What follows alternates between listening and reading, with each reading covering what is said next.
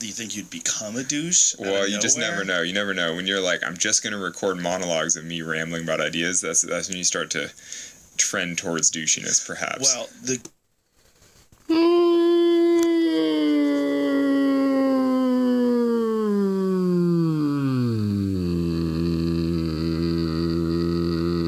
He's not wrong. He's not wrong. He's not wrong. And he's not wrong. And he's not wrong. And he's not wrong. And he's not wrong. And there's a song.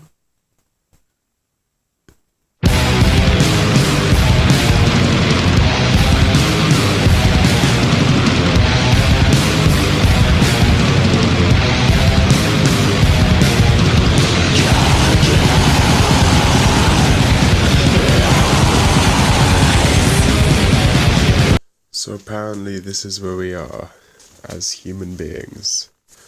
The people who made Red Bull made a sleepy drink. It's like the exact opposite of an energy drink. It's a happy dreams, sweet happy dreams days drink called Snooze. And I'm gonna do a reviews of Snooze. So let's take a look at it. It's got all sorts of stuff in it. Do not recommend daily dose. It's got lemon balm, valerian root, passion flower, and linden flower. Probably gonna kill me. Shake well before use, it said, right? I seem to remember reading that somewhere. 20 minutes before bedtime. Well, what time is it? 5:16 a.m. Yeah, sounds about right. Shake well, there we go. Shake well on the top. Alright, let's give this shit a taste.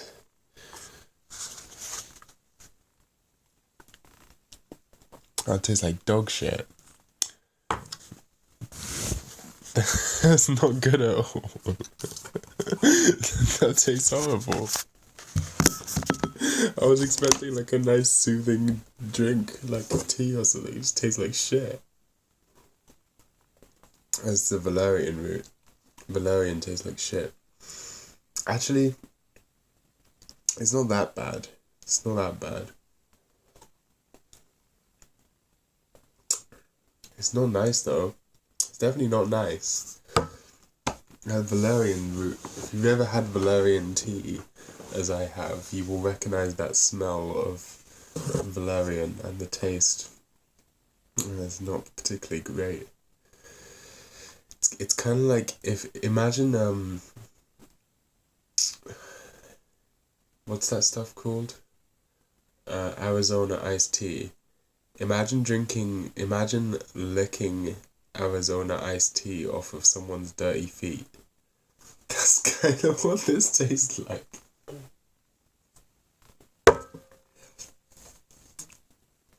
Well, very interesting, very curious. It's a sleep drink. I'm interested in this design, you know. It's very subversive. Like, there's clearly a lot of psychology going into this, right? Everything's designed to be soft. Like, you can squeeze the thing. It's not made of metal. It's made of like papery cardboard stuff. Instead of clicking a thing, you peel off the label, right? It's got like blues and flowers on it, and it tastes kind of like a tea. It's definitely trying to psychologically program you to differentiate it from a regular soft drink or something, to try and program you into thinking that this will somehow make you sleep better, when in reality nothing can make you sleep. Fact. Fun fact. Sleeping is impossible. It still tastes like shit. what's in this? So valerian root, I've been looking it up. You're probably not supposed to mix it with the antidepressants I'm on, but it's not that bad. It's actually kind of similar to, it's like a benzo, not like that powerful at all, but slightly similar to like Xanax or whatever. What else does it have in it? Passion flower extract, lemon balm extract, linden flower extract. Does it say on the back, like, affects your ability to drive? Oh, well, there goes my plans. Not evaluated by the FDA. That's how you know it's good. Oh, God, this tastes not good. It's like a... It's like it's sweet, but it's not sweet in a good way. Well, there you go, this snooze anti-sleepy energy drink. Sleepy drink. Snooze sleepy drink reviews. Hey guys, what's going on? Welcome back to Snooze. Let me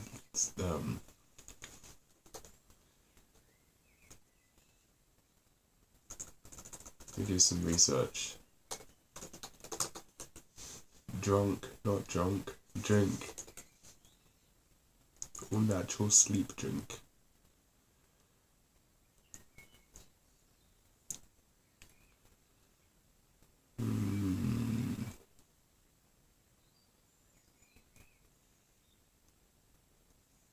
Let Mother Nature do the rest.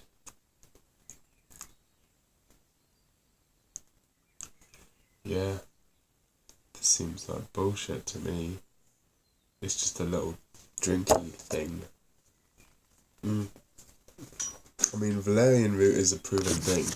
I've used it for insomnia before. It didn't work particularly well, but nothing works particularly well in real life. I don't know, man. It's not gonna be... I'm not out here shilling snooze, is what I'm saying. Like, that taste, that's not putting me to sleep, that's putting me to hell. Too many fucking humans. You breed like rats. And you're no fucking better. I think it's safe to say I'm bored. I'm bored of all this bullshit. I'm bored of this. I'm bored of this. I'm bored of the meta meat space, as they call it, as it's called. You know what I'm saying? I don't know if you guys know what meta meat space is. You know, there's meat space and then there's the wired, but you know, certain parts of the wired essentially just function as meta meat space, the centralized social media platforms like Twitter and Facebook and YouTube and all of that. That's what meta meat space is. It's just a layer of meat space above meat space, but it's just the same thing but with a different paint, as opposed to the real internet, which is buried underneath and decentralized by nature. Anyway, I'm bored of this meta meat space, which is not an uncommon sentiment. Many people quit social media or prefer smaller communities, but I'm bored of this specific meta meat space. I'm bored of everyone doing the same thing because everyone's doing everything. Everyone is making these videos where they're doing like analysis or, you know, Did You Grow After Dark rip-offs or Endless Jest rip-offs or some combination of the three. Everyone's doing them, but no one's justifying them. You know, why do I care what you think about this topic? I don't understand. I mean, I watch them, but I don't know why I watch them. That's my question. I'm beginning to get bored. you know, at least the idea behind Digibro After Dark was this guy makes a thing, and then if you want to hear his opinions on things other than that thing, he's justified having those opinions by being able to make a thing. But most of these other people don't even make a thing. At least, I mean, I make a thing. I make a music. So in some sense, I make a thing. But then again, this channel isn't supposed to be Digibro After Dark. It's supposed to be much worse than that. It's how do I explain this? If you, the ones watching this video right now, are the punk of YouTube, right? We're rebellion against the establishment, but very quickly get sucked into the establishment.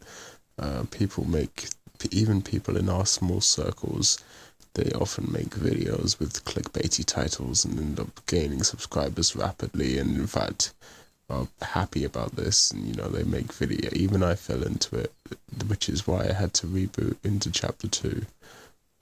It's because the media, it's like capitalism with creative music. The medium is trying to force you into this path, and you gotta actively fight against it.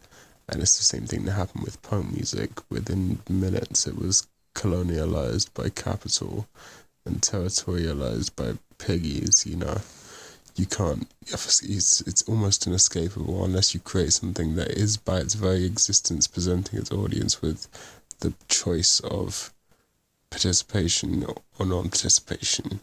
Like, you can't watch it without being a part of it. I want to be the throbbing gristle of YouTube.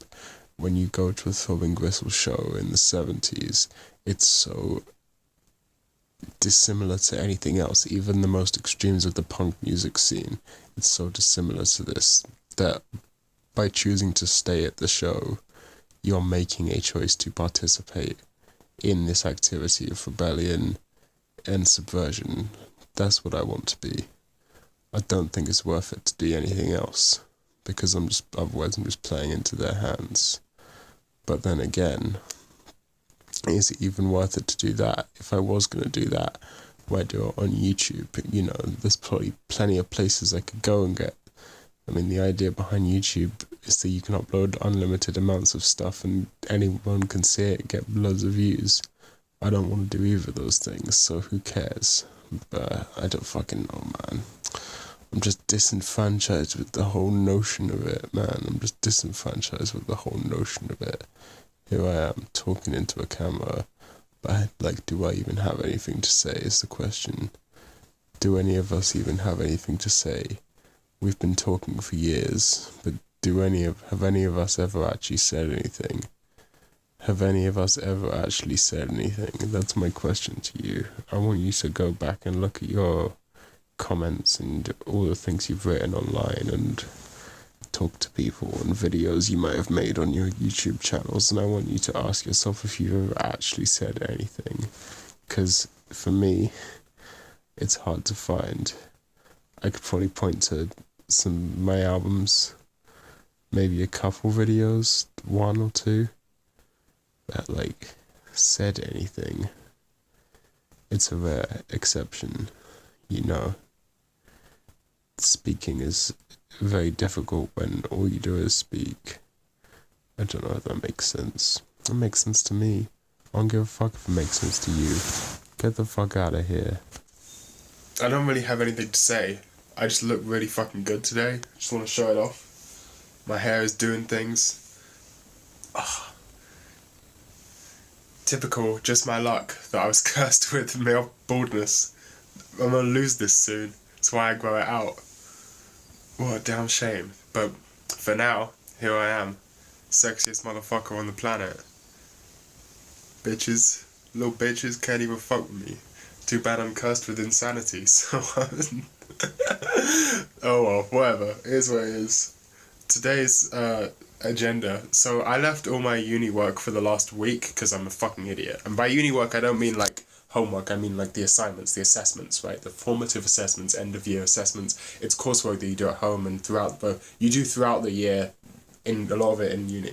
And I just left it all for the last week, and most of it for the last 3 days. So the last 2 days I've just been basically banging out essays every day. And today is the last day and I have to write a whole essay today. I've written about a third of it right now. But the problem is that you need to, part of the rules is you have to cite at least 5 academic sources, and that means reading a lot of shit, and that takes time, which is annoying. So I might have to, depending on how quickly I can find relevant sources, I might have to stay up all night tonight or whatever, as long as I get it done, because the deadline is 4 p.m. tomorrow, so it's fine. It should be fine. It's just the sources that are kind of fucked. Yesterday it was pretty interesting, because the task that I was doing yesterday was writing an essay on an album of your choice that came out between 1900 and 1990, and I chose 20 Jazz Funk Greats by Throbbing Gristle, and which was a great choice by me, because it turns out Throbbing Gristle are really interesting. I mean, that's why I picked them, because I know that they have interesting philosophical and artistic concepts and stuff. So picked them, done a bunch of reading. Turns out some guy wrote a whole book about Throbbing Gristle and Deleuze and Guattari's relation, like the relation between their philosophies and their approach to art, which was really fucking interesting. I ended up reading almost the entire book, even though I only used a couple quotes from it. It's sick. They've also got a lot of similarities in their ideology to like Society of the Spectacle, which, if you know me, is like one of my most influential philosophy books, political books. They're fucking sick. And also, I mean, obviously I love the music. Actually, 25 Jazz Funk Greats used to be my favourite Throbbing Gristle album, but since starting, when I planned to do them, and when I actually, by the time I got around to finishing the essay, my favourite Throbbing Gristle album now is probably the Second Annual Report, if you want to know. But still, 20 Jazz Funk Greats is a great album. And lets me talk about interesting stuff about synthesizers and stuff like that, although I didn't go as in depth as I probably could have with that, because I couldn't find many sources. Anyway, today's essay is much more boring. I just have to write about the mixing techniques that I used on a song. I'm doing End Void from No Thank You Doesn't Laugh, if you want to know. And turns out it's pretty easy for me to talk about myself for a long time, because I've been doing it on this YouTube channel and had a lot of practice. Also, it's been about a week since I started these drugs, and I'm starting to actually feel the effects. Like, I don't know. Tomorrow I up the dosage to 2 pills a day instead of 1. I don't know. Who knows how much of this is just placebo and what, but I mean the terrible side effects that were at the beginning of like shits and nausea constantly and brain fog. I don't know. It's basically, right now it feels like I'm starting to suspect I may have been misdiagnosed, is what I'm trying to say. So, I've always thought I had depression, but upon further analysis and like looking back on it, I feel like perhaps it's actually, this is quite a common misdiagnosis, depression and bipolar 2, because they're quite similar. And looking on the differences, it seems like it might be possible that I have bipolar 2, which SSRIs aren't effective for, because when you have a manic episode, it makes it much worse. And I do occasionally have manic episodes. The reason I don't really think about it is I didn't realize they were manic episodes until quite recently. I thought they were psychotic episodes, because sometimes they can share a lot of symptoms. And they only last for like a day or two, although sometimes a lot longer. Maybe not a day or two, maybe like anywhere between like an hour and a couple days. Turns out that's not that unusual, but because most of the time I was depressed and this was just like an extra thing, I didn't really think much of it. I didn't even realize what was going on.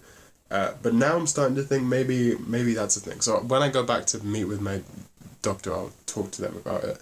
I don't really know. But anyway, it's surprisingly, wasn't expecting them to do anything, but I don't know if you can tell right now, I'm feeling very stimulated, feeling very active.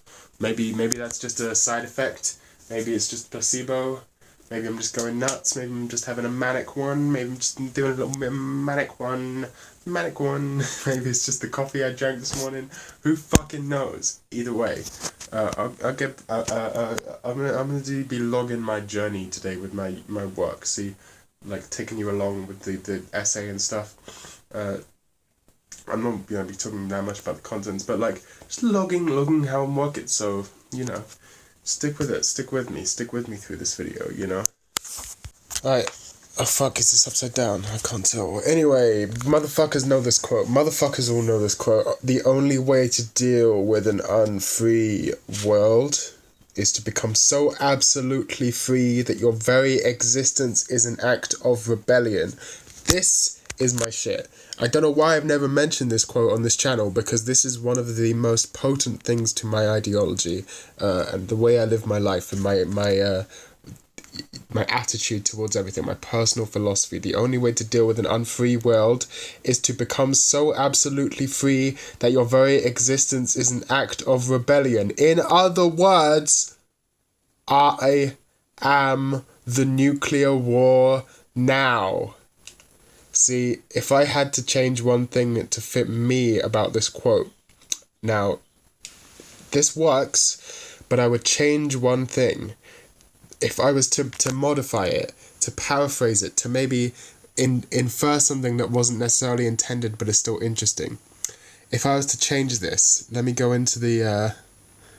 this wasn't planned, but this is what we're going to do now. See if I can do this thing.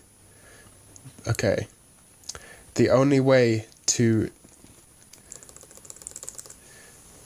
change...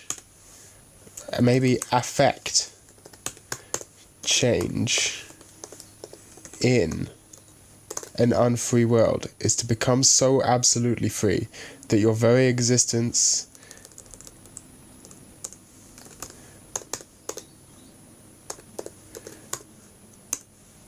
bam, look at me being a fucking genius. The only way to affect change in an unfree world is to become so absolutely free that your very existence is an act of destruction. I am the nuclear war now. Back to ThinkPad Thinks, honestly the best show on my channel. If you haven't gone back and watched all of the ThinkPad Thinks episodes from back in the day, I would highly recommend it. It's the best thing I've ever made. Anyway, my ThinkPad is broken. That's why the show doesn't happen anymore. And so this is a ThinkPad Think in the middle of another episode of another show that doesn't really exist, where I talk about what's happened to it. I don't know why it's broken. Something's loose. I bumped it and it's fucked. But I spilled like orange juice on it and it's all sticky and dusty, and Layton is looking depressed as always, and it's just everything I love turns to dust. Looking around, you know, it just stays there, just stays on my table next to my fucking Edgar Allan Poe book and my fucking drawing thing that I never fucking use because I'm a useless bastard and I prefer to draw on my phone. Thinking about this, I'm actually going to move this over to here. This was 60 quid, this fucking drawing tablet. And I never use it, because I'm a piece of shit. But rest in peace, my ThinkPad. Everything I love, I destroy. But you know what? That's kind of what I like about technology. It's a reflection of reality, but hyper-reality, you know. Everything I love, I destroy. That ThinkPad, my most prized possession for a very long time, just completely broken. And if I'd never owned it, it would never have broken. And you know what? That's fine, because... of the transience of all things. This too shall pass, as they say. None of this is real, and there you go. In some ways, it's a good thing. Also, like, being on my Mac all the time means that I'm always only one click away from doing music or videos editing. So it kind of makes me more productive in a sense, but also it's Mac, so it's not Linux, which means I'm less productive in learning about how computers work, because when you're on Linux you're kind of forced to learn how computers work. You can't not understand a little bit at least, whereas on a Mac everything's kind of done for you. So that's a little depressing, but I am planning on buying a new computer at some point. Who knows if I'm going to get the money for that ever. I need to start playing live shows so I can get money. I need to start busking and stuff. Anyway, that was the last... That's the update on ThinkPad Thinks. It has been decided. This is just don't ignore what's on the screen. It has been decided. I'm not working hard enough. Right now, I've been like fucking stressed as fuck doing uni work and blah blah blah. Been really busy basically, as you can. I mean, okay. Here's what I'm trying to say. After the 15th. Oh yeah. By the way, by the time you see this video, because by the time I've had time to edit and upload it, I will already have finished all my work and handed it in probably. So ignore everything I'm saying right now. Not that. God, this is too distracting. I'm gonna have to pause you, Sonic 06. I can't talk properly. Listen to me. Okay. So, no thank you and Akazi and Uwe Backwards and Noise. I have so much stuff and like a bunch of secret projects that I haven't even talked about. I have so much stuff I could be doing that I'm not doing right now because I'm at uni, but also before I was putting it off, right? But I've realized like it's not. I enjoy these things. I'm just choosing to do other things because I don't know, my priorities or whatever. But I've realized, you know what, you people deserve better. So as part of the black metal diphenhydramine saga, which is the current chapter of my life, you're going to be seeing a lot more shit. I'm hoping to constantly inundate everyone with me. You are going to get loads of fucking music. So much fucking music. None of it's going to be main album releases or anything. That's a different thing. It's going to be more deep dive stuff, more experimental stuff. A lot of it's going to be on Patreon. So if you haven't supported me on Patreon, I give everything essentially to the lowest tier.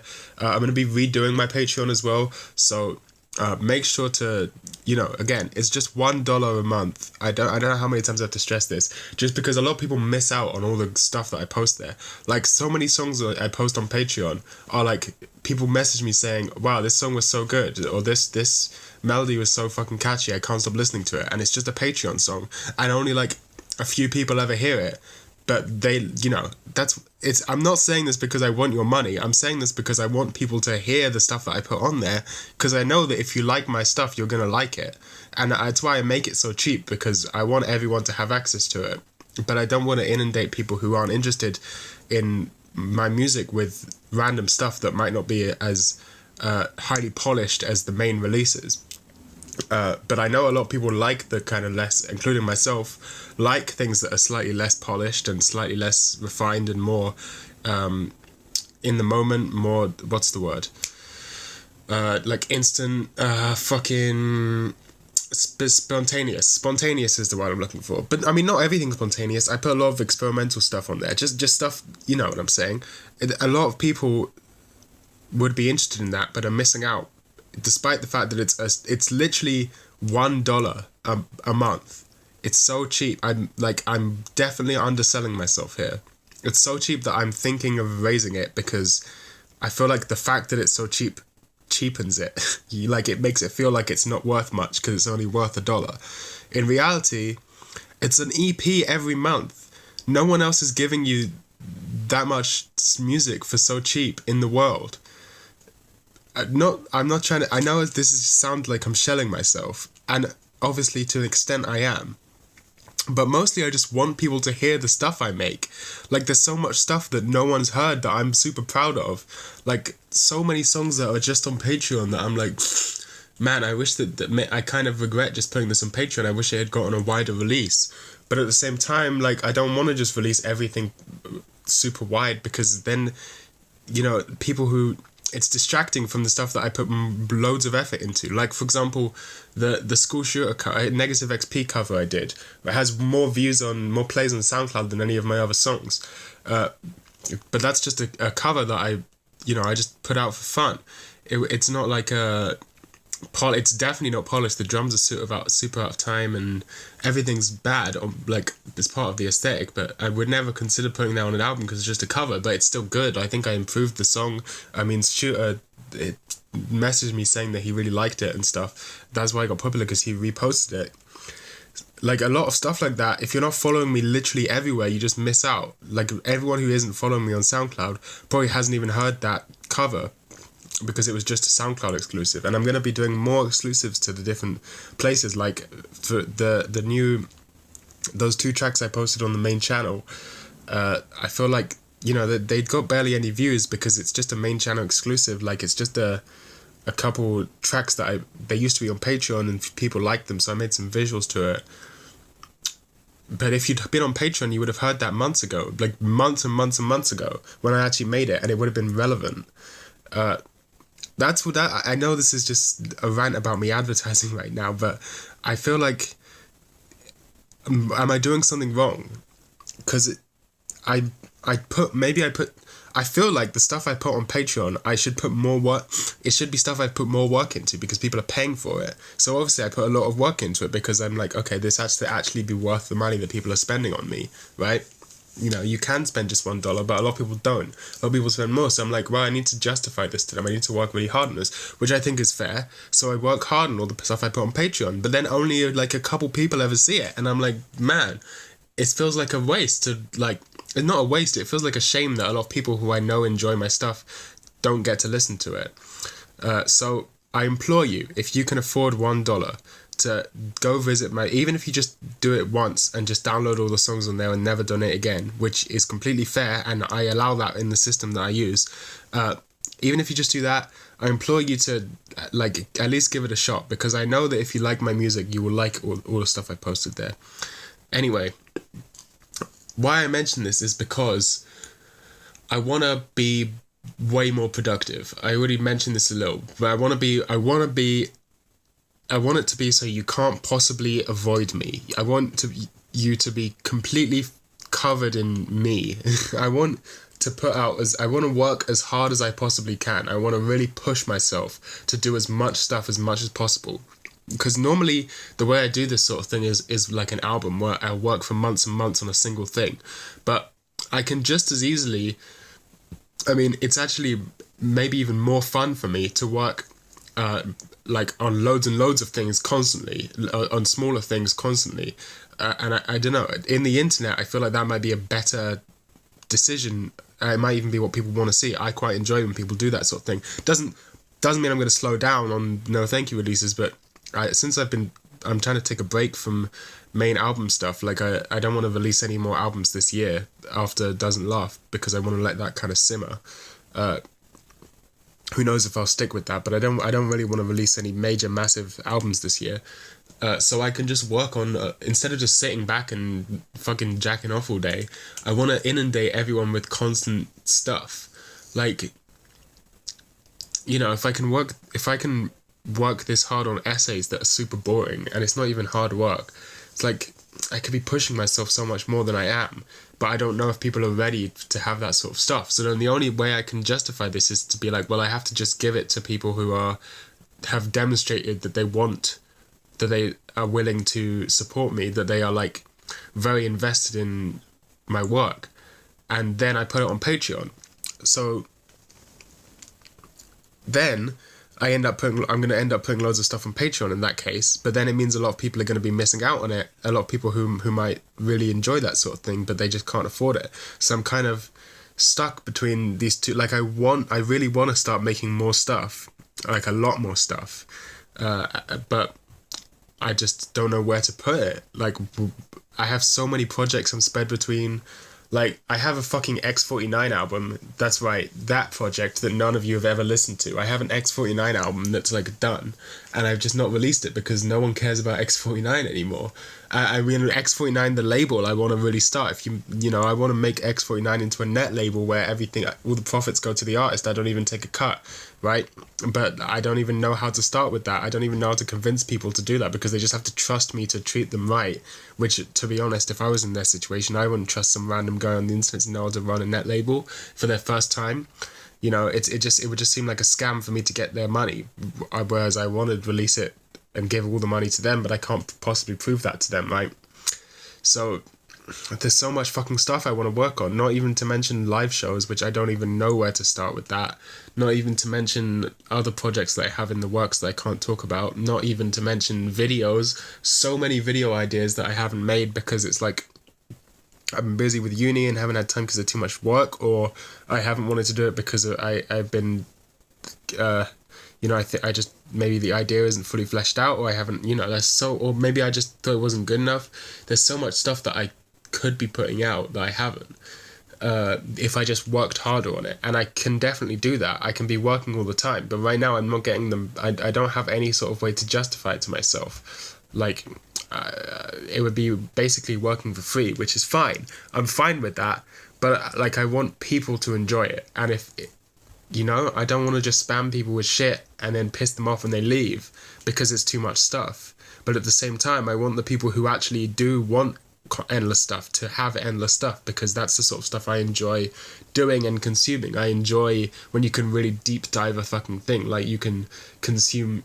That's why I made this channel, as like a deep dive. If you're really into my music, you can find this because it's like hidden, even though it's not anymore, but that's what it was supposed to be. Like, you can find this and deep dive, like, oh shit, he has 1 billion fucking vlogs where he talks about nonsense now, and it can help you understand the music more deeply when you know the person who made it. That was kind of the idea. That wasn't the entire idea. Obviously, the main idea was to misuse Meta Meat Space, but you know, that was definitely a part of it. And I could just be doing more stuff like that, more creative stuff. I mean, I haven't even done fucking chapter 2 of Noise. So many people liked Noise. Haven't done anything with any of my visual art. Like, a bunch of people like me just for my drawings, and I haven't put them like anywhere on the internet except my Twitter. There's so much stuff I could be doing with that stuff, and I'm just not doing it because I don't know where to put it. I don't know what to do with it. If anyone has any ideas, please comment. Should I be making more Patreon stuff? Should I change the Patreon? Like, my idea was originally to add an extra tier for the extremely good people, because right now the only difference between a good person and extremely good person is the extremely good people get, which is $5 a month. The extremely good people get the Patreon podcast, which I also work. That's like an hour-long podcast whenever I decide to make it. They're normally pretty interesting. I normally try and talk about in-depth stuff on there. So there's that. But like, I could be doing so much more. I want to be doing so much more. So my original idea was to split it. So right now there's 5 tracks a month on Patreon. My original idea was to give you 3 at $1 and then the extra 2 at $5, right? But then I was like, well, then all the people who are, that's doing is discriminating against poor people, and I fucking hate that shit. Poor people are the best people to listen to my music. So I decided to just keep it so everyone at $1 gets every music. But maybe I'll add extra music on like just for patrons above a certain tier. And maybe I don't fucking know. There's so much stuff, man, that I want to do and just don't know where to put it because do you get me? What I'm saying is, make sure to follow me fucking everywhere. If you go on nothankyou.neocities.org, that has like an aggregate of all my links there, basically. So if you go there, you can follow me everywhere. Because I try and spread things out so that everyone gets a little bit of everything. And every platform has its own little exclusive things. You know, there's that new Cat on a Hot Tin Roof, Jesus Is Biting Me EP or 2 singles on YouTube. There was this Shooter cover on SoundCloud. I've got some other SoundCloud tracks lined up, and then obviously Akazi only gets posted on SoundCloud, and then except the ones that are occasionally posted on Bandcamp on The Worst. Like, how many people who listen to Akazi even know that I have 2 albums out on The Worst, which is a label? Who knows? How many people who listen to The Worst albums even know that I have an entire SoundCloud of Akazi? How many people who like Akazi don't even know about No Thank You? How many people who know No Thank You don't even know about Akazi? How many people who are watching this channel don't even know I make fucking music? How many people? Because loads of people came from like Rages in a KG and all the people. Like, a bunch of people have mentioned me, and people have come over and like Discords and stuff. Like, people just find this channel completely separate to my music, which I never really intended to happen. I never really thought about it happening, so I don't even know how to deal with it. Like, I need to direct you to go to Spotify and go to Bandcamp and SoundCloud and iTunes and Apple Music and everywhere and listen to my music. No Thank You, the O's are Zeros, because I guess a lot of people haven't even listened to it. But like, that's weird. Like, it's crazy to me. How can you even? What could you possibly find interesting about this channel if you're not already into my art? And then none of you know, like, barely any of you have seen my fucking visual art, which in some places is the only thing people care about me for. So it's just bonkers and nuts and insane. so much. I'm just making so much stuff all the fucking time. I don't know where to put it all. What I need is like an RSS feed. I guess my Discord is kind of that. The announcement channel of my Discord contains most things that I make. If you're in my Discord, you probably get almost all the things that I make. I mean, I'm trying to start like a collective type thing right now. Who knows how that's gonna go? That could go terribly wrong. I don't want to talk about it too much. I'm just trying, like, I'm in the early stages, so it right now I'm going to say probably nothing will come of it, but, so that no one gets hyped, including me. Probably nothing will come of it, but you never know. It probably won't end up being anything like I imagine it being, which is true. I mean, which is probably accurate. That's how most things are. Anyway, I say, how many of my little clips or little videos end with me saying, anyway, that's all I have to talk about, or anyway, so yeah, something like that. Little vocal tics that I have, that you only notice when you start recording yourself and then become super aware of. One thing I've gotten better at is saying less, just by the nature of talking more, which is pretty good. I'm a fan of that. I'm a fan of being able to speak my mind more clearly. Anyway, let's get back to the essay thing. Let's do the essay. So it turns out this essay was way easier than I thought it would be, to the point where instead of like all my other essays where I've been trying desperately to get to the word count, I've been actually trying desperately not to overdo the word count. If you're wondering why I'm not doing it right now, it's because I used the Pomodoro method, although I only have 10 seconds left, where you have a short break of 5 minutes and then go into a 25-minute session of writing, which I should be doing right now, but I'm just going to do this right now because I've basically finished. It only has to be 1,500 words, so it's really not that difficult. I thought it would be way harder than it would actually be. Because I was like, how am I supposed to write 1,500 words on just one song that I mixed? And just the mix? Well, turns out it's not that hard. The hard bit is finding resources to cite, which is what I'm trying to do now. It's fucking weird and hard. I don't know, like, what to quote. What do I talk about? Like, what...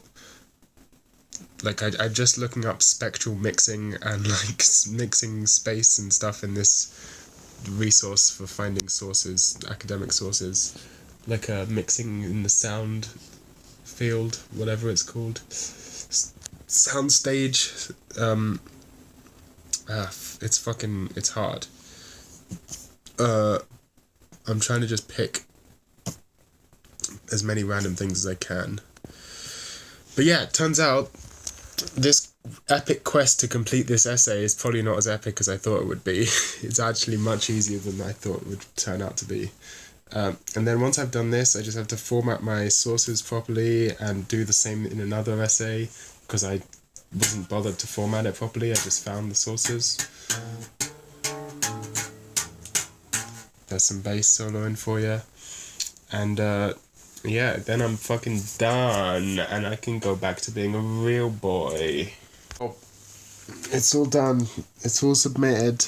Everything's gone through, hopefully. Fucking hopefully. I'm just checking right now to make sure I actually successfully submitted every assignment. Because knowing my fucking luck, I would have fucked something up with the submission. Which I think I may have there's something I might have accidentally fucked up, but let's hope they don't notice or something. Yeah, I really hope that worked, and because if not, there's literally nothing I can do about it because the thing's at uni. So this is submitted. Okay, is this submitted? Let's find out. And was that the one I just did? I don't remember. Assignments. God, the website they use to submit things is so terribly designed. One of the worst designed websites I've ever had the displeasure of using. It's bloody awful. It's so terrible. This is submitted, yes. What does this mean? Resubmit. No, I thought he submitted. Okay. Sick. And then this one. Assignments. This and this. submitted, and this should be at the bottom. Assignment. Oh, this isn't submitted. What's this? Portfolio and critical document. This isn't submitted. Okay. Good fucking thing I checked. Good thing I fucking checked. This is this one, right? I believe so. Designing sound. Yes. Wow. Good thing I checked. Otherwise, that could have gone very wrong. Yeah, that's a good essay that I wrote there. And submitted. Okay, that's everything. Fucking hell. Alright, now to totally not stress about my grades. If I fail, I get... You know how it is in uni. If you fail, you get kicked out. I mean, I did everything, hopefully. Unless I, missed something. Which I don't think I did. Because I've read through those briefs a lot of times. So I did everything. So hopefully, I should at least pass. I may not get the world's best grades. But I should at least pass. I think this calls for celebration. Because now I have 5 months off. And I can just be whatever I need to be from now until whenever, you know. It's just I don't give a fuck. Oh my god. The stress. Whoa, once upon a time, not so long ago, Tommy used to work on the docks. Union's been on strike, he's down on his luck so tough.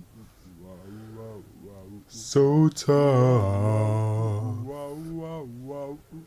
Gina works the diner all day. Working for her man, she brings home her pay for love. Oh, for love. Says we got a hose for what we've got. It doesn't make a difference if we make it or not. We got each other, and that's our love for love. We'll give it a shot. Whoa, we're halfway there. Wow, living on a perfect time. We'll make it out there. Wow. Okay. Some of you may know that one of my favorite YouTube channels is this channel called Funhouse, right? They're a gaming channel, and they're quite different from what I guess a lot of people who watch my videos would probably be interested in. So I decided to go back and watch some of my favorite Funhouse videos and find how to into Funhouse. Look, this one has 1 million views. Isn't that absurd? It's just a GTA Let's Play. It's crazy. GTA Online. I think this is the perfect Funhouse video. Okay, so that you got fucking Talking Stalkings, right? Talking Stalkings, which is a Funhouse series, and that's that's the Cowboy Bebop of Funhouse. It's where you show someone who's not into them, but it's not really similar to the rest of it. Cowboy Bebop isn't really anime-y, it's kind of on its own thing, right? Talking Stalkings isn't a typical Funhouse show. There's only 4 episodes of it. They spread across years, right? This is the Evangelion of Funhouse, where it's the essence of anime boiled down and done to the best, right? They're drunk, they're playing GTA 5 online, which is a classic, and they just spend the entire time talking about old movies and music and shit, which is exactly what Funhouse is. They just completely ignore the game for most of the time and just talk about fucking music and shit and movies, mostly movies. The other one is, I think it's this one, Drunk War, which I think was made just. Is this? I believe this is the one with the. Yep, tampon soaked vagina. Yeah, this one as well. Drunk War as well. So I would recommend Drunk War and Drunk Driving. This one has the infamous buzzards in the air quote, which is just the best thing ever. They're both fucking great. They're both great videos. The essence of Funhouse boiled down in these two videos. And if you like them, you'll probably like all of the fun, like most of them. Most of them aren't quite as entertaining, but they're good for like eating breakfast too, and that sort of thing, which is like they're the best for that. Or some of their more edited ones, maybe, you know, they make good videos. They make good, consistently amusing videos, and these are like the essence boiled down. I think I may have made a mistake drinking on these. I should be fine. I'm so paranoid about these antidepressants. Like, paranoia. You know, I'm like, can I even drink a beer? Can I even drink a beer?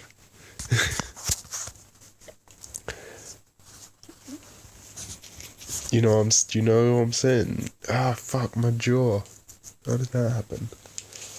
So this is my first time drinking while I'm on. This is why this video's called what it's called, because that's the name of the drugs I'm on, and I wanted to talk about them somehow, because it's kind of one of the more interesting things that's happening to me right now. One of the more grand things that's taking place in my life right now, right? Since this has an effect on me every day, is these new sertraline pills that I'm on. Because they've been fucking me up with side effects and stuff, and it's been a week now. I was like, you know what, it's probably safe to drink on them by now, so I'm taking it slow.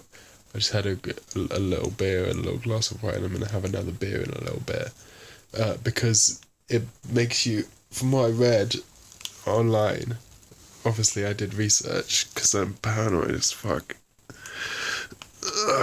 Apparently you get drunker faster from less, which is good for me because it means I don't have to spend money on alcohol, but it means I have to be careful, you know, so I'm taking it slow, and so far, you know how it is, you gotta stand up to really understand what level you're on. Let me turn my things on. There you go. There you go, they're on now. Standing up, walking around.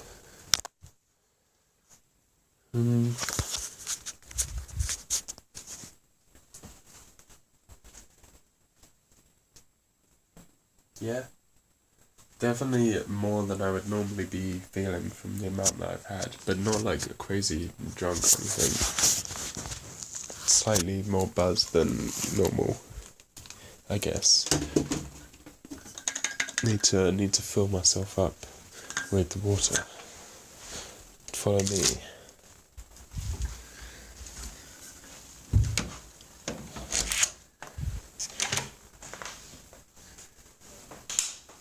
Why is it that nighttime is just the superior time? That's my question. Why is it that nighttime is just the superior time? Because it is, isn't it? I mean, it's so much better. I don't understand why people even like being awake in the day. It's just shit, you know? But then again, one of the reasons I like the nighttime so much is because there's no people.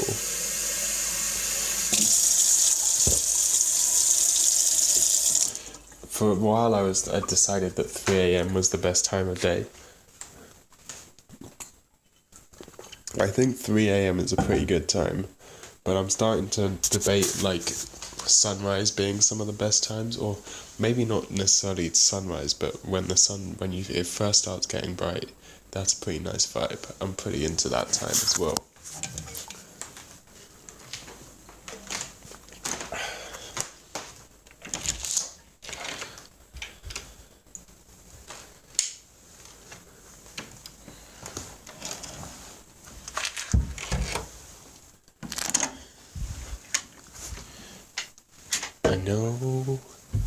I know I've let you down.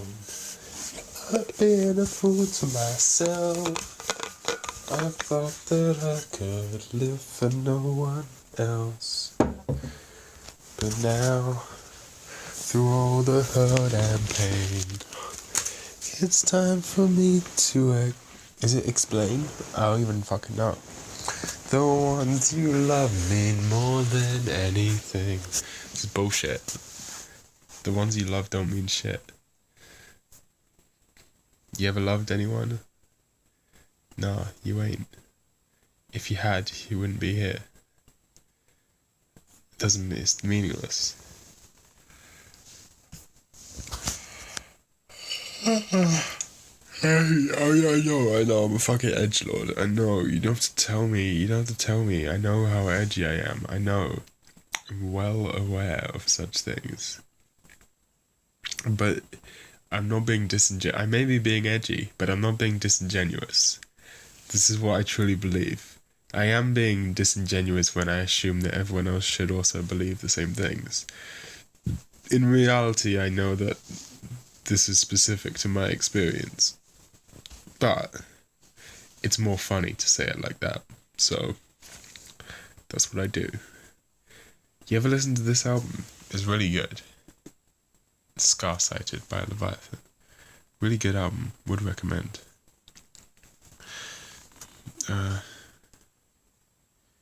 Yeah. I've basically run out of YouTube and have no desire to watch anime right now. So I'm just lost. I don't know what to do. Maybe I should go back and watch Wages and Akeji for some inspiration.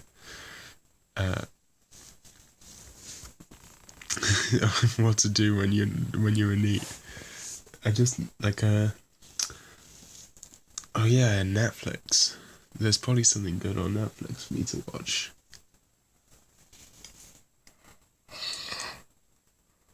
Yeah, there was a movie I wanted to watch. I don't remember what it was though. There's a lot of movies I want to watch actually. Really, what a surprise. I gave up on that fucking Pulp Fiction, no, and the other one, Kill Bill, watch along, dissecting Kill Bill, that went away. But, there's a lot of movies. Let me think. I don't really feel like watching. I'll see if I watch a movie or a TV show or something.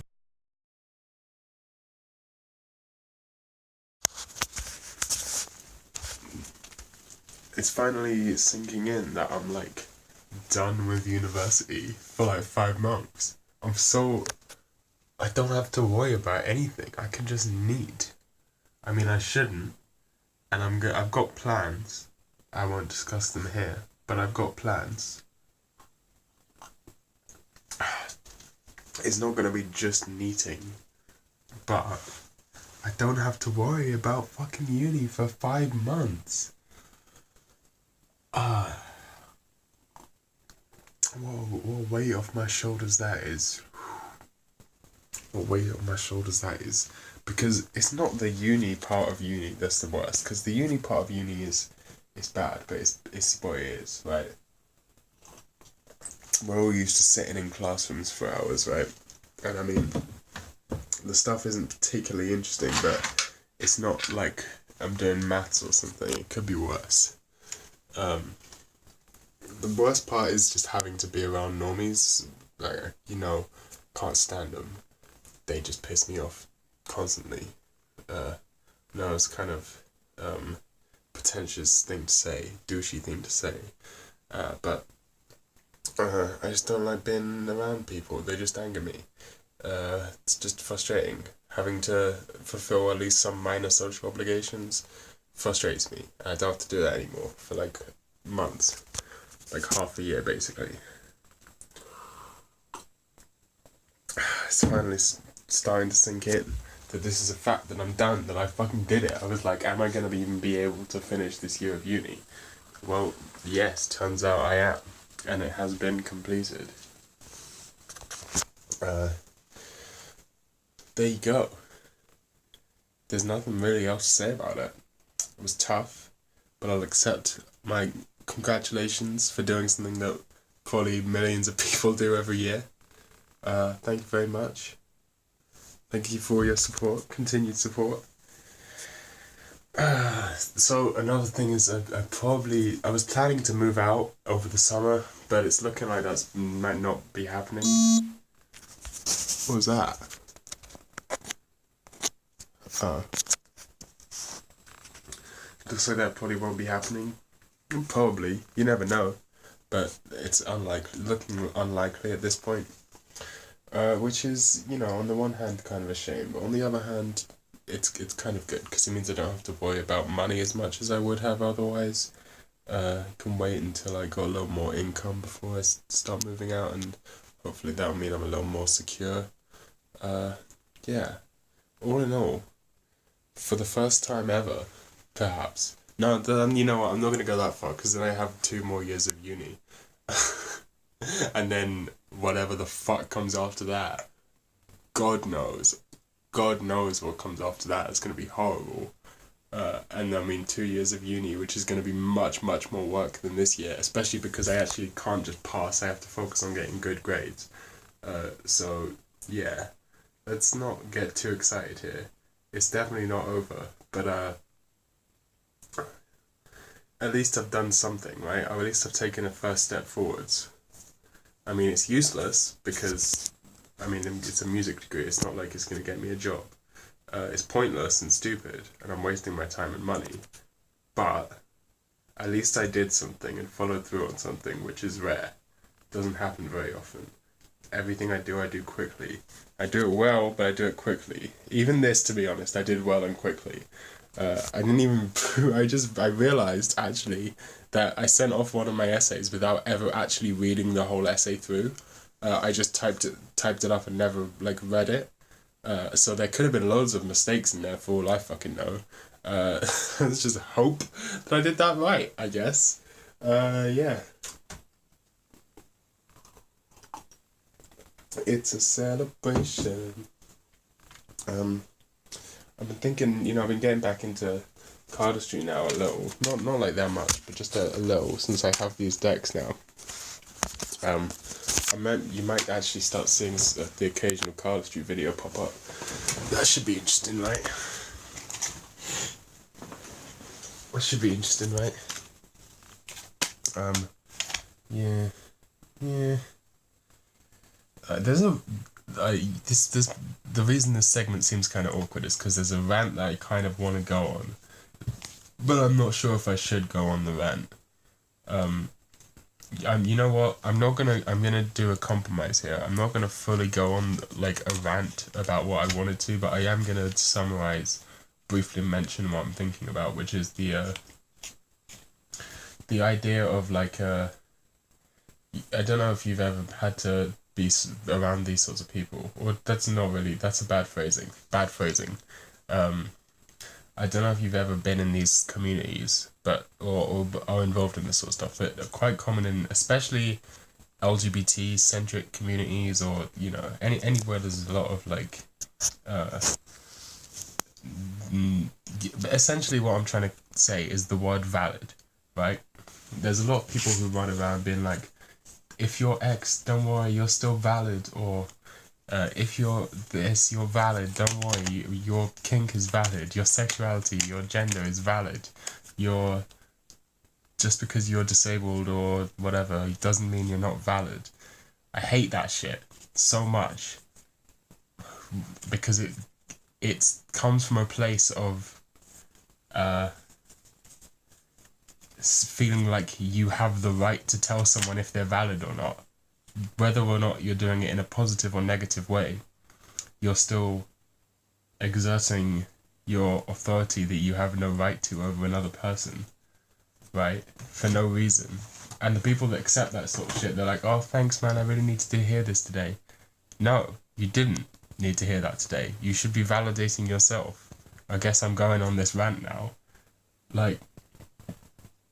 I have briefly mentioned before that I'm not going to get too into that, but let's just say there's gender fuckery going on here, and I have never once ever asked for another person's opinion on anything, or about that, or talked about it in any length, because it's completely boring to me, and something that I could just sort out by myself, and is no one else's business, and I don't want to be told that I'm valid by some other person. That feels fucking demeaning, because it feels like this person feels like they need that unless they are told by other people that they exist, they don't have a right to exist. It's stupid. You have a right to exist whether someone tells you you're valid or not. And people who chase that sort of shit, why? Why are you looking for validation? Just validate yourself. Have an original thought. You know? Just take control of your own brain.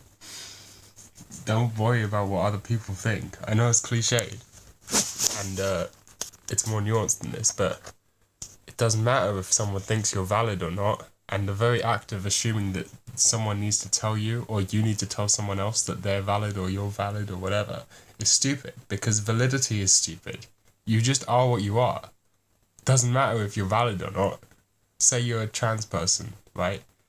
As someone comes along and says, yeah, you know what, it's really glad that you're valid, even if you're not traditionally gender conforming, you're still a valid trans person. It's like, no one needed to say that, because that person already exists. By their existence, they are impressing on the world that they're valid.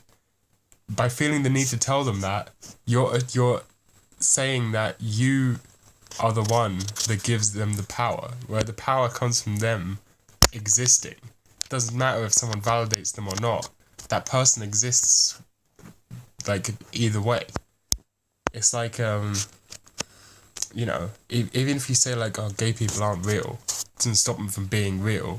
They still exist. It doesn't matter if they're valid or not. They're not going to go away, you know?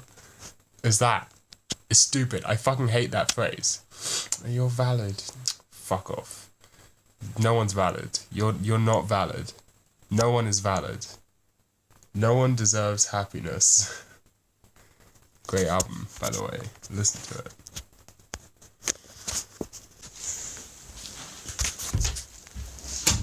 I don't know what I want. That was an unpleasant noise.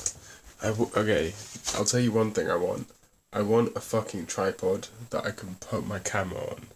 Because this is insane. This is insanity right here. There has to be a better way. Let me think about this. Is there anything? Nothing's at eye level in this room. Look around me. Not a single thing is at eye level. This is my eye level. I'm holding the phone directly in front of my eyes. There is no ledge or anything. What I need, let me tell you what I need. This cupboard is entirely useless. It's literally does nothing. Destroy it. Break it down. Bookshelves. One at eye level. I can put my phone on it. That's what I need. Instead, what I have is this shitty desk. No chair even. Just a fucking stool. And my bed. And this is what I use as a desk. It's like a little pull-out drawer. I don't know if I've even ever talked about this, because it just, like, it's so stupid that when I want to play video games, this is how I sit. I sit on here, and I use my mouse on here. I'm not playing a video games right now, but I was. I plug in my mouse. Right? That's the level I have to sink to in this godforsaken place. But it doesn't have to be godforsaken. It just is, because I'm too stupid to put the correct things in it. You know? Got fucking hair in my mouth now. I don't know what I want. Right? I'm stuck between fucking hair. Let me tell you. Oh, this hair. There you go. Got it. No, I didn't. There's another one. What the fuck? Am I going insane? Probably. Anyway. Let me explain this to you. I don't know what I want. On the one hand, I enjoy the idea of exploring pop art in a sense. Like, not just I enjoy it, but also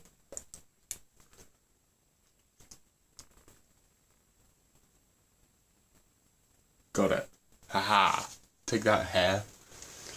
But also I enjoy the fact that people can appreciate it. You know, on the one hand, philosophically it's gratifying to make something obtuse that no one would possibly care about. But on the other hand, it's still got to be good, you know? Like, I'm starting to wonder, making things bad, not wonder, think, reevaluate my attitude. Making things bad on purpose doesn't negate the fact that you've made something bad. Just because it's bad on purpose, and you know that it's bad, and you call attention to the fact that it's bad, doesn't mean it stops being bad. It's still shit. So maybe, like, a lot of my videos that may seem like they're bad on purpose are actually good on purpose. Like, the badness is a joke. I don't know how, like, it's either a joke, or it's part of the aesthetic, in the same way that black metal was recorded badly on purpose, right? But some of them are just bad. Quite a lot of them, actually. I'd say probably the majority are just straight bad. Right? On purpose, maybe, but like, knowingly, maybe, but maybe self-aware, calling attention to the fact in some cases, but that doesn't cure the problem, which is they're bad. How do I make something obtuse but good? Don't know what I want, because do I want to focus on, I mean, the idea, I've said this a billion times, the idea of this channel was to be unknown, was to misuse meta meat space, to go against YouTubers' wishes. But in a sense, there's only so, like, as long as I'm on this platform, how much can I even do that? Which is kind of, you know, it's a good sign, because it means my experiment's working. It's making me ask these questions, which is what I wanted to ask in the first place. Like, what I wanted to induce in the first place was to question the nature of what it means to put yourself out there, as it were, in a YouTube video, on a platform that isn't your own, with its set standards. You know, with music, like, I feel like if you're doing something that's already been done, it's pointless, right? That's always been my attitude. If you're doing something that's already been done, it's pointless. That's why it's really hard for me to explain when I say I'm a musician to new people that I meet. Not that I do that very often, but when I say I'm a musician, or someone asks me about my music, it's very hard for me to explain, because they're like, oh, what sort of music do you make? And I'm like, well, and I never know what genre to classify it in, because it doesn't really fit in a genre, because I'm trying my best to combine and avoid and transcend that sort of thing. But, like, that's my approach in every medium. I think that's probably a good approach for art in general, that you should always strive to do something unique. I think uniqueness is just my personal taste. I think, like, uniqueness has its own merits. I think a lot of people's opinions are, it's fine to be weird as long as that weirdness is serving a purpose. Like, for example, let me think of an example. Alien 9 is an anime and a manga. I haven't read the manga, but it's an OVA, 4 episodes. And it's weird, but and there's definitely themes, but it's not super great. Like, it's kind of slow and, like, lilting and, like, kind of bad. But it's super weird, especially the aesthetic is weird, the drawing of, like, the character design's weird, everything about it is weird. And, like, that makes it so much better in my books than something that could be maybe have a more interesting story, but is presented really plainly. Like, I don't know, One Punch Man or something. One Punch Man's got some good presentation. It was a bad example. But to be fair, it's pretty rare compared to, like, it's something that just looks like anime, you know? Something that's going out of its way to... Or Kuchu Buranko is another good example of this. That's a great show. But, again, it's kind of repetitive and boring at parts and slow, and it's not, like... It's very interesting, but it's not super dense, it's not super in-depth, but it's got a really interesting presentation and experimental ideas, and that has its own value. That adds something to the show that you couldn't get without doing that. The fact that it is unique, even if it's not unique in necessarily the best way as like Lane is, for example, or as Utana is, it's still got this sense that you're watching something that you've never seen before, and that, in my taste, has value. And that's why I try and recreate with everything.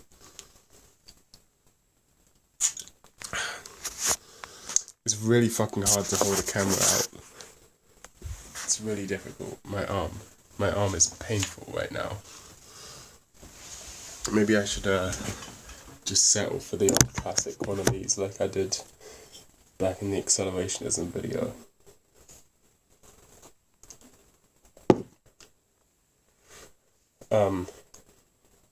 Where was I going with this? Oh yeah, so my YouTube channel has the same philosophy, right? To try and be unique, but how unique am I really being? And shouldn't I? Okay. Uniqueness is one thing, but I'm also interested in transcendence, meta. None of these are really the right word. Synthesis, maybe. Take. No, thank you doesn't laugh. It is its own thing, but it's also a combination of a bunch of existing things in a unique way. Right? And it's very aware of what it is. It's very much elements from all these sorts of things. Or maybe an even better example would be like Kill Bill. Elements of all these different films mashed up together to create something unique and draw parallels where parallels had not been drawn without ever speaking it.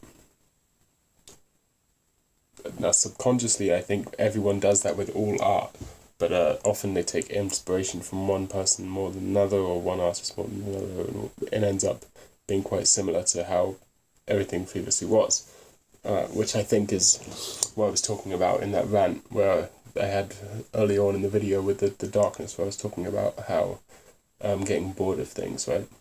Because a lot of people have the same influences over and over again, and I'm trying to allow myself to be influenced by other people who may not necessarily influence a lot of people doing similar things. I'm trying to take influence from other YouTubers and filmmakers as well, and musicians and stuff, to funnel into this channel and create something that's even more new. Like, I could do something more high effort, right? Be possible. Because the problem is, right, I could have been making those one-take phone rant vlogs like I was at the beginning of this channel forever. Like that first video, the one about video games. Could have done that forever. But as soon as I made that video, that style had been done because I did it. Right? All those one-take rant videos where I'm just walking around my house or something, or just pointing the camera at the darkness. Now that I've done it, it's been done. And it's no longer unique. And then there's only gets pretty boring to me very quickly. It's actually a problem for me because, for example, you may not even know this if you're not the most hardcore No Thank You fan in the world, but you may have heard some songs that sounded like lo-fi jungle. Like after the lo-fi hip hop stuff, there was definitely lo-fi house was a thing, and then there was a little bit of this thing called jungle revival and lo-fi jungle, right?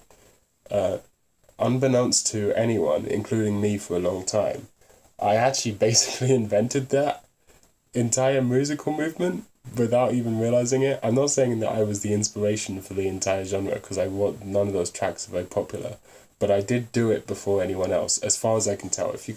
I did it before anyone else in this specific way. Obviously, there were lo-fi jungle tracks back in the 90s and stuff. That would be ridiculous to claim that I invented lo-fi jungle, but in this specific way where it's like an offshoot of lo-fi hip-hop and lo-fi house, which was popular for a while. I was, if not the first, then one of the first to apply that to a jungle sound. And those songs still hold up today, unlike a lot of lo-fi hip-hop songs. If you go back on my SoundCloud or on x49sounds.bandcamp.com and listen to the Asteroid EP, I think still holds up as some pretty chilled, nice jungle tracks, with saturations and stuff. It's good.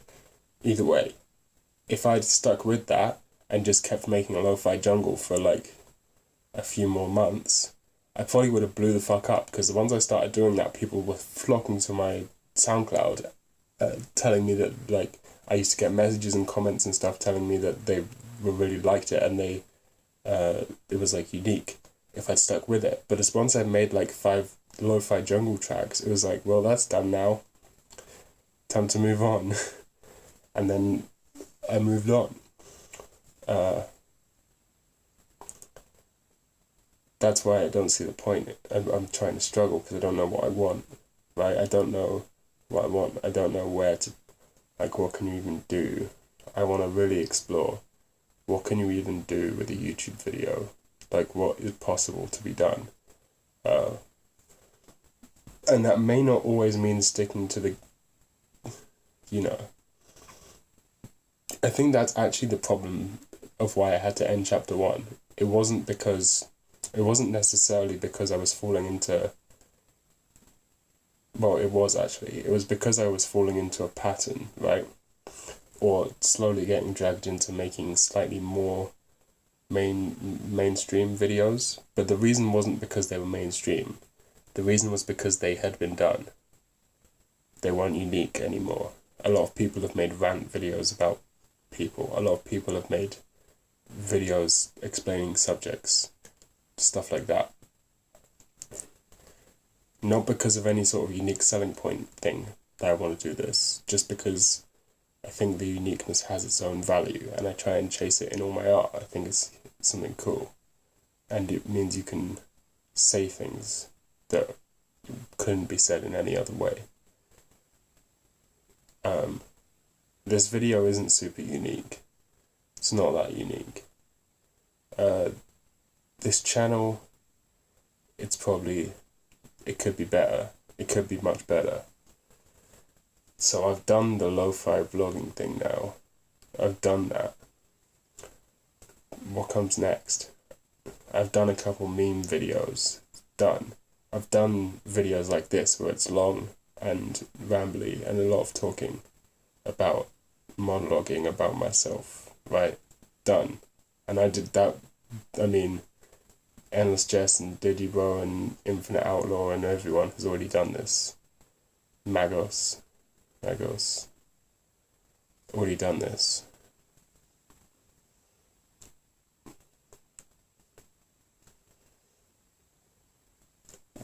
Like, what can I do, is the question. This is not to say this format is terrible.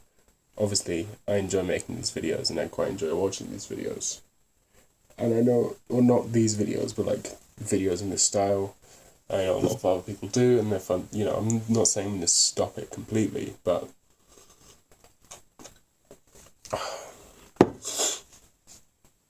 I'm just trying to figure out, there has to be something further I can do, right? There has to be. I doubt we've reached the limit of what YouTube can do. I'm thinking about avenues that haven't really been explored yet. I feel like there's still a lot of things that could be done with the audience participation. I've seen some great channels doing stuff like that, like this one guy, I don't remember his name, but this guy has a channel on graphic design, and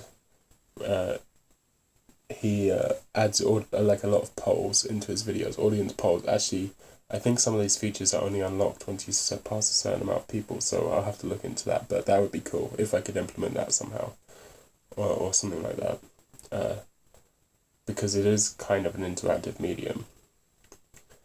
I'd also like to add something a little more musical to these videos, have some sort of musical element. I'm not really sure how I would go about doing that, but it's got like the germ of an idea in my head. to add something to do with music to these videos.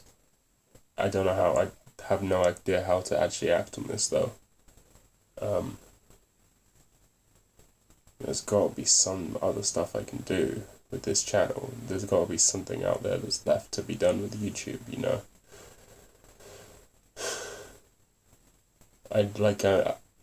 It's very hard to do this sort of thing. So I think the best attitude is to follow my 7 steps to making art, which is on my wall. So I might have to just do that and see what comes out the other end. Because right now I ain't mashing stuff together. Like, too much of this is just following formulas that are already set up, including this video right here. I'm trying to vary from the formula slightly, but in general I'm following formulas that have already been set up by people before me, and maybe doing slight variations instead of completely subverting or transcending the formulas, which is the ideal. So how do I go about doing that? Especially because I'm freed in this sense because I'm making this videos completely as without the intention of growing subscribers. I mean, it's fine if it happens, but I don't care if I get... I mean, it'd be nice. It's hard to say that it wouldn't be nice to work on something like a video like The Odyssey, which took me like a few days to make or something. It's nice when if that gets a lot of views, but it's not necessary. And in fact, it's actually probably bad if one of my videos gets loads and loads of views. It means I've done something wrong. Or if I get loads and loads of subscribers. I like the sort of secret club nature of this channel. I'm sure you do too. It's good. It's a good little community. It's good. How the internet should be. You know, just small communities of invested people.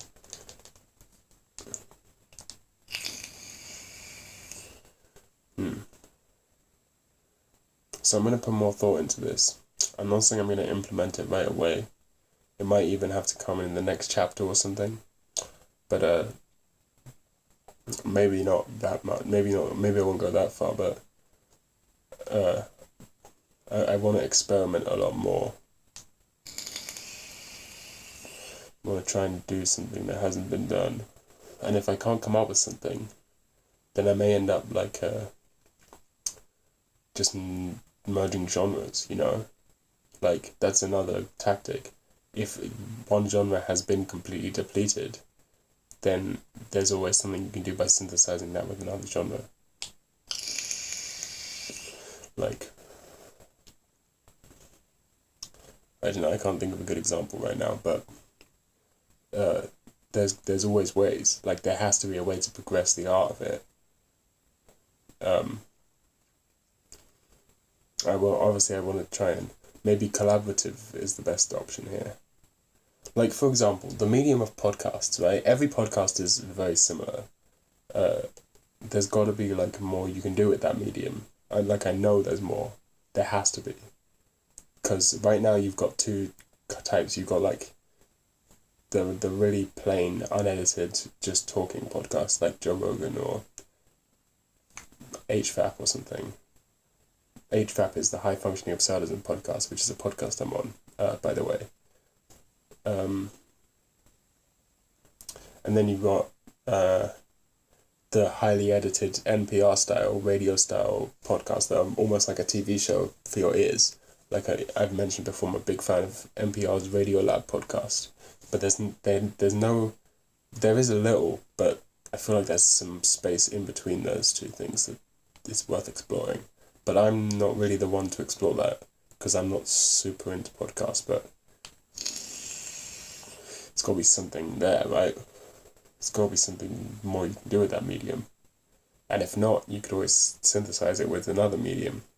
What would happen if you merged a podcast with a musical act or some sort of visual art? There's loads of stuff there. I can think of loads of stuff. YouTube's a bit harder. I don't know what could be done that hasn't been done. So I'm going to definitely put more thought into this and trying to make myself a little more, trying to break some new ground.